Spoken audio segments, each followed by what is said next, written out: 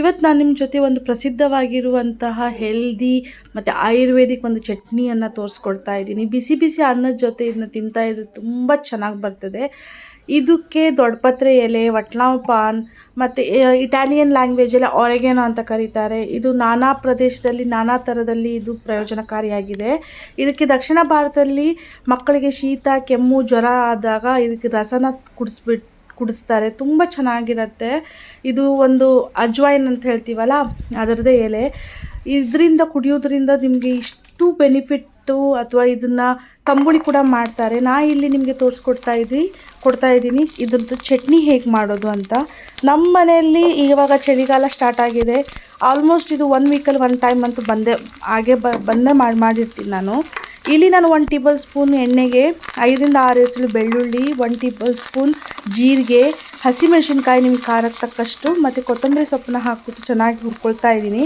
ಹಾಗೆ ನಾವು ಏನಿದು ದೊಡ್ಡಪತ್ರೆ ಎಲೆನ ತೊಗೊಂಡಿದ್ವಿ ಅದನ್ನು ಚೆನ್ನಾಗಿ ತೊಳೆದ್ಬಿಟ್ಟು ಕಟ್ ಮಾಡಿಕೊಂಡು ನಾನಿಲ್ಲಿ ಹಾಕ್ಕೊಳ್ತಾ ಇದ್ದೀನಿ. ನಿಮ್ಗೆ ಕಟ್ಬೇಡ ಅಂದರೆ ನೀವು ಹಾಗೆ ಹಾಕ್ಕೊಳ್ಬೋದು.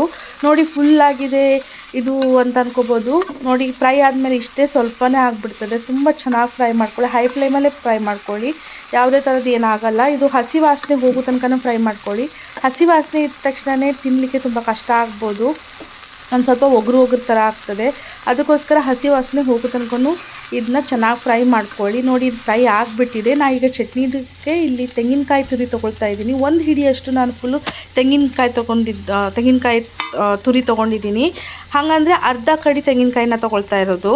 ಅದಕ್ಕೆ ನಿಮಗೆ ಹುಳಿಗೆ ತಕ್ಕಷ್ಟು ಹುಣಸೆ ಹಣ್ಣನ್ನು ಹಾಕಿ, ನಾನಿಲ್ಲಿ ಹುಣಸೆ ಹಣ್ಣನ್ನು ಯೂಸ್ ಮಾಡ್ತಾಯಿಲ್ಲ. ನಾವು ಯಾವತ್ತು ಹುಣಸೆ ಹಣ್ಣನ್ನು ಯೂಸ್ ಮಾಡಲ್ಲ, ಒಟ್ಟಂಬಾಸೋಲನ್ನೇ ಯೂಸ್ ಮಾಡ್ತಾ ಇರೋದು. ರುಚಿಗೆ ತಕ್ಕಷ್ಟು ಉಪ್ಪು, ಹಾಗೆ ನಾವು ಫ್ರೈ ಮಾಡಿ ಇಟ್ಕೊಂಡಿದ್ವಿ ಅದನ್ನು ಕೂಡ ಇದಕ್ಕೆ ನಾನು ಬೆರೆಸ್ಕೊಳ್ತಾ ಇದ್ದೀನಿ. ಇದನ್ನು ನೀವು ಒಂದು ಸಲಾರು ಮನೇಲಿ ಮಾಡ್ಕೊಂಡು ತಿಂದು ನೋಡಿ, ನಿಮ್ಗೆ ತುಂಬ ಇಷ್ಟ ಆಗುತ್ತೆ. ಅಷ್ಟು ಚೆನ್ನಾಗಿ ಬರುತ್ತದೆ ಈ ರೆಸಿಪಿ. ಇದನ್ನ ನಾವು ಗ್ರೈಂಡ್ ಮಾಡ್ಕೊಂಡು ಒಂದು ಬೌಲಿಗೆ ಟ್ರಾನ್ಸ್ಫರ್ ಮಾಡ್ತಾ ಇದ್ದೀನಿ. ನೋಡಿ ಈ ಥರ ಇದು ಫೈನಲ್ ಫಿನಿಶ್. ಇದಕ್ಕೆ ನಿಮಗೆ ನೀರು ಬೇಕಾದ್ರೆ ನೀರು ಹಾಕ್ಕೊಳ್ಬೋದು, ಇನ್ನೂ ಗಟ್ಟಿ ಬೇಕಂದ್ರೆ ಗಟ್ಟಿ ಕೂಡ ನೀವು ಮಾಡ್ಕೊಬೋದು. ನನಗೆ ಅನ್ನದ ರೊಟ್ಟಿ ಕಲಿಸ್ಕೋಬೇಕಿತ್ತು, ಅದಕ್ಕೋಸ್ಕರ ಸ್ವಲ್ಪ ನಾನು ಮೀಡಿಯಮಲ್ಲಿ ಇಟ್ಕೊಂಡಿದ್ದೀನಿ. ಬಿಸಿ ಬಿಸಿ ಅನ್ನದ ರೊಟ್ಟಿ ಇದನ್ನ ಕಲಿಸ್ಕೊಂಡು ತಿಂತಾ ಇದ್ದರೆ ಸ್ವರ್ಗನೇ ಸ್ವರ್ಗ ಅಂತ ಹೇಳ್ಬೋದು. ತುಂಬ ಚೆನ್ನಾಗಿ ಬರ್ತದೆ. ಹಾಗೆ ಈ ವಿಡಿಯೋ ಇಷ್ಟ ಆದಲ್ಲಿ ಒಂದು ಲೈಕ್ ಕೊಡಿ, ಶೇರ್ ಮಾಡೋದನ್ನು ಮಾತ್ರ ಮರಿಬೇಡಿ. ಹಾಗೆ ನನ್ನ ಚಾನಲ್ಗೆ ನೀವು ಹೊಸಬರಾಗಿದ್ದರೆ please subscribe to my channel, hit the bell icon, ಯಾಕಂದರೆ ನನ್ನ ಮುಂದಿದ್ದು ವಿಡಿಯೋದು ನೋಟಿಫಿಕೇಷನ್ ಸಿಗಲಿ ಅಂತ.